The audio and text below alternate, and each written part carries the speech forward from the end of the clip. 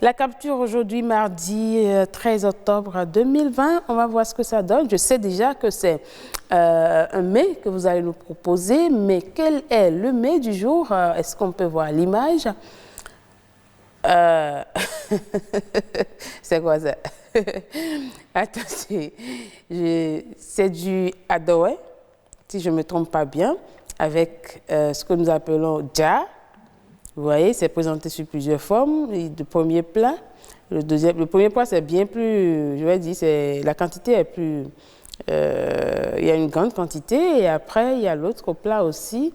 Maintenant, à côté, là, c'est du piment ou c'est quoi? Attention, hein, un matin. Bon, c'est vrai que c'est du haricot, hein, oui, de l'azote, un matin. Quand vous prenez ça le matin, c'est que c'est parti pour la journée, hein, mais c'est pas bien. En tout cas, Jennifer Sativi, ça fait plusieurs, je vais dire, vous me devez plusieurs plats, plusieurs, mais le mardi, c'est pas bien. Ça, c'est pas bien. En tout cas, merci beaucoup. Vous aimez du adoé? Oui. On prend du adoé aussi chez les Yoruba parce que je sais que c'est un mets reconnu pour le sud, les Minans surtout. Oui, les Minans. C'est parce que moi, j'étais resté à Lokossa que j'aime.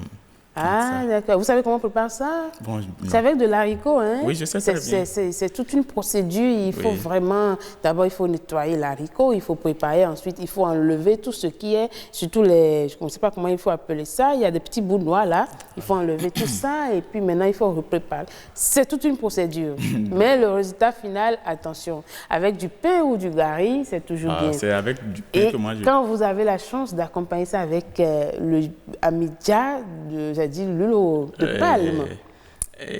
La friture. Oui, et il y a une friture là qu'on appelle chez nous békou. Aïe, aïe, aïe, aïe, aïe, aïe, aïe. Attention. Merci beaucoup, Jennifer Sativi, pour la capture du jour. Eh bien, nous allons vous dire merci également, Monsieur Abissi Aredima. Vous êtes de la culture. Aretina, d'accord. C'est compris et c'est noté. À demain. D'accord. Pour notre prénom. D'accord. Est-ce que vous avez déjà une idée du prénom de demain? Bon, oui. Mais gardez la surprise. À demain. Je vous souhaite une très belle journée. Merci à vous. Et nous allons continuer, bien sûr, aujourd'hui, mardi, après capture d'image. C'est l'instant astuce. Et aujourd'hui, nous allons vous apprendre à noter ou bien à avoir des raccourcis clavier, histoire d'être plus performant quand vous êtes sur votre ordinateur. Alors, vous utilisez quotidiennement un ordinateur, un portatif. Vous ne connaissez pas ou trop peu les raccourcis clavier. Pourtant, un grand nombre de manipulations plus ou moins basiques peuvent être réalisées plus rapidement en les adoptant. Sur Windows, par exemple, il en existe une pléthore de ces petites astuces-là qui vous permettront d'économiser des clics, de réduire le nombre d'actions et ainsi de gagner du temps sur les tâches les plus répétitives. Un raccourci clavier est une manipulation au clavier par une des touches du haut, comme par exemple F1 ou F12, etc. Vous les retrouvez en haut sur l'ordinateur.